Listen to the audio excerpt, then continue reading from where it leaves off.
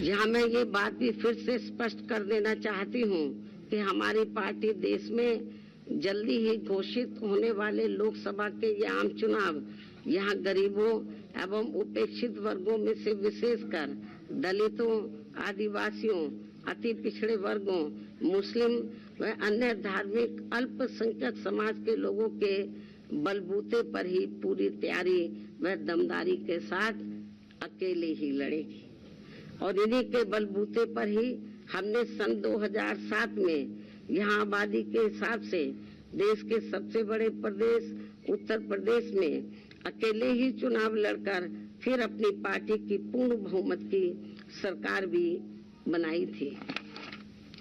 इसलिए अपने इस अनुभव को भी खास ध्यान में रखकर हमारी पार्टी लोकसभा के ये आम चुनाव अकेले ही लड़ेगी तथा देश की जातिवादी, पूंजीवादी, संकीर्ण व सांप्रदायिक सोच रखने वाली सभी विरोधी पार्टियों से अपनी दूरी बना के रखेगी।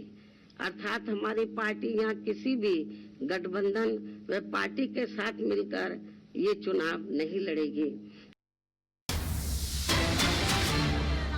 वो किसी भी तरह से किसी भी गठबंधन में शामिल नहीं होंगी, अकेले लोकसभा चुनाव लड़ेगी पार्टी, ये मायावती ने ऐलान कर दिया। और इस बीच प्रेस कॉन्फ्रेंस के जरिए अखिलेश यादव पर भी मायावती ने बड़ा हमला बोला है। बड़ी जानकारी, अखिलेश यादव पर हमला बोला, कहा कि गिरगिट की तरह रंग बदलते हैं अखिलेश। ऐसे लोगों से सावधान रहे बहुजन, ये भी कहा है मायावती ने। संन्यास की अफवाह फैलाई जा रही है, ये भी मायावती की तरफ से कहा गया, क्योंकि उन्होंने अपनी जिम्मेदारी किसी और को सौंपी। इसका जिक्र करते हुए उन्होंने कहा कि अपने पूरे दम के साथ चुनाव लड़ेंगे और अखिलेश जैसे लोगों से सावधान रहे बहुजन। विरोधी पार्टियां अंदर अंदर एक होकर व किस्म किस्म के साम दाम दंड भेद आदि अनेकों हथकंडे इस्तेमाल करके इन्हें हमेशा सत्ता से दूर बनाए रखना चाहती हैं, जिनसे इन्हें हर स्तर पर सावधान रहना होगा तथा गुमराह भी नहीं होना है। और इस मामले में ताजा उदाहरण ये है कि अभी हाल ही में विपक्ष के इंडिया गठबंधन को लेकर जिस प्रकार से सपा मुखिया ने एक सोची समझी रणनीति के तहत बीएसपी के लोगों को गुमराह करने के उद्देश्य से कुछ ही घंटों के अंदर बीएसपी प्रमुख के प्रति गिरगिट की तरह अपना रंग बदला है, तो उससे भी पार्टी के लोगों को जरूर सावधान रहना है। और हमारे सहयोगी राघवेंद्र सीधे हमारे साथ जुड़ चुके हैं। राघवेंद्र का यहाँ पर करेंगे। राघवेंद्र, मायावती ने प्रेस कॉन्फ्रेंस के जरिए ये साफ कर दिया है कि वो इंडी गठबंधन का हिस्सा नहीं बनेंगी, अकेले लोकसभा चुनाव लड़ेंगी। लेकिन कहीं ना कहीं अखिलेश यादव के रिएक्शन का भी अब इंतजार रहेगा, क्योंकि कहीं ना कहीं उन्हें इशारों में गिरगिट कह गई है मायावती। बहुत बड़ी बात है। आज मकर संक्रांति के शुभ अवसर पर मायावती ने प्रेस कॉन्फ्रेंस करके बहुत बड़ा घोषणा किया है, बहुत बड़ी बात कह दी है कि वो लोकसभा जो चुनाव है 2024 जो लोकसभा चुनाव वो अकेले लड़ेंगी। कयास लगाए जा रहे थे, कांग्रेस जो काफ़ी अप्रोच कर रही थी बीएसपी से, वो सपा से ज़्यादा बीएसपी को अप्रोच कर रही थी। यही बात अखिलेश को बुरी लग गई और कल अखिलेश ने कहा है कांग्रेस को मैं सबक सिखाऊंगा। तो कहीं ना कहीं अखिलेश को इसकी सूचना थी कि गठबंधन कांग्रेस हमसे नहीं करना चाह रहे, मायावती ज़्यादा करीब है। देखो मेरे पीछे जैसे हम मायावती अभी उठ के गई हैं, मायावती यहाँ पे प्रेस कॉन्फ्रेंस कर रही थी और कई बातें कही। उन्होंने समाजवादी पार्टी पे हमला भी बोला।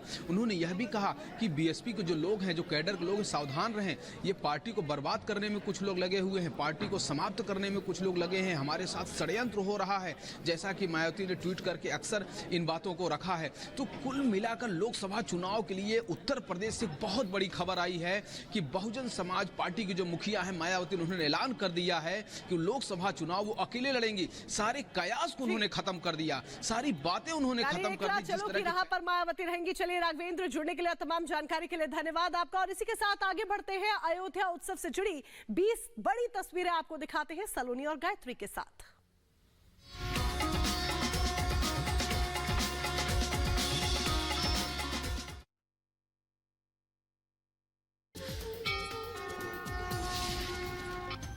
अयोध्या में तेजी से जारी है श्री राम मंदिर का निर्माण कार्य। राम जन्मभूमि ट्रस्ट की तरफ से जारी की गई मंदिर परिसर की नई तस्वीर। राम मंदिर में लगे सोने के नए दरवाजे भी। प्राण प्रतिष्ठा समारोह को लेकर कासगंज से अयोध्या पहुंचा पवित्र गंगा जल और प्रसादी कलश। राम भक्तों ने राम जन्मभूमि ट्रस्ट के महासचिव चंपत राय को भेंट किया। प्राण प्रतिष्ठा समारोह के लिए रामलला के नए वस्त्र हुए तैयार। राम दल ट्रस्ट के अध्यक्ष कल्की रामदास ने मुख्य पुजारी सत्येंद्र दास को सौंपे नए वस्त्र। बिहार के सीतामढ़ी से अयोध्या पहुंचा उपहार। पुनरौदा धाम के महंत कौशल किशोर दास ने सौंपा 11,000 उपहार। उत्तर प्रदेश के बुलंदशहर में कार सेवकों को किया गया सम्मानित। कार्यक्रम में लगे जय श्री राम के नारे। 22 जनवरी को लेकर यूपी के महोबा में अलर्ट। पुलिस के बड़े अधिकारियों ने तैयारियों का जायजा लिया। प्राण प्रतिष्ठा से पहले अयोध्या में जबरदस्त तैयारी। रंग बिरंगे फूलों से सजा राम दरबार। हरियाणा के अंबाला में आयोजित श्री राम यात्रा में शामिल हुए मंत्री अनिल विज। जय श्री राम के नारों से भक्ति में हुआ माहौल। आर्मी डे के मौके पर प्रधानमंत्री मोदी ने कहा, जहां सेना तैनात वही जगह मंदिर से कम नहीं, हमें अपने जवानों पर गर्व। रिपब्लिक भारत पर बोले नेपाली बाबा। पीएम मोदी और सीएम योगी को बताया राम लक्ष्मण की जोड़ी। आज के युग में राम के अवतार हैं प्रधानमंत्री।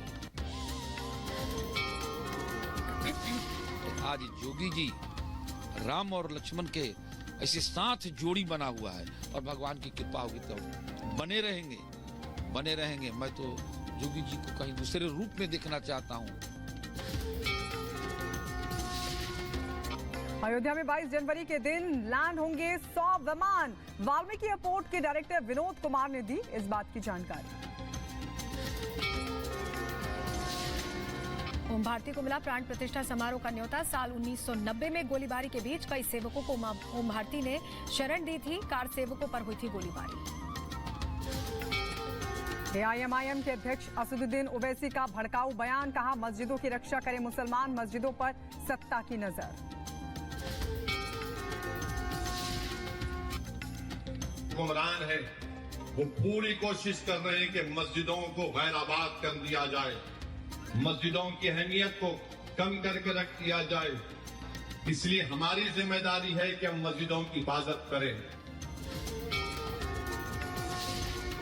विपक्ष को पच नहीं रहा राम मंदिर निर्माण। मल्लिकार्जुन खड़गे का भड़काऊ बयान। कहा, मुख में राम बगल में छुरी, वोट मांगने के लिए कर रहे हैं ढोंग। मोहन भागवत ने बाबरी मस्जिद को बताया गुलामी का प्रतीक। बोले, अयोध्या में लंबे समय का सपना हो रहा साकार। आरजेडी नेता तेज प्रताप ने एक रैली के दौरान दिया बेतुका बयान। कहा, 22 जनवरी को अयोध्या नहीं आएंगे भगवान राम। बोले, सपने में आकर श्री राम ने बताया। वो जरूरी है कि जिस दिन 22 तारीख को कर रहा है उसी दिन राम जी आएंगे? नहीं आएंगे उस दिन राम जी, हमको सपना दिए।